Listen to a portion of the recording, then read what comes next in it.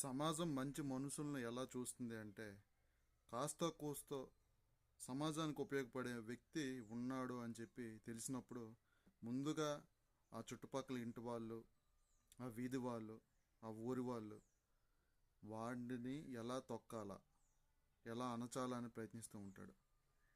ఎవడైతే జెన్యూన్గా ఉంటాడో జనరల్గా అందరికీ తెలుస్తుంది. ఆ జెన్యూన్గా ఉండేవాడికి అణచడానికి ట్రై చేస్తుంటారు. ఎందుకంటే ఒక మహావృక్షం లెగిస్తే అందులో చాలామంది నీడ పొందుతారు. కానీ వాళ్ళ లక్ష్యం ఏంటంటే ఆ వృక్షం లేకూడదు. ఇలా చాలామంది మన సమాజంలో మన చుట్టుపక్కల ఉన్నారు. నిన్ను ఐడెంటిఫై చేస్తారు. నువ్వు తప్పుడు పనులు చేస్తే ఎంకరేజ్ చేస్తారు.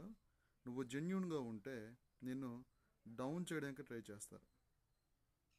ఇలాంటి పరిస్థితుల్లో పెరగడం ఎంత దారుణమో మరందరూ మీ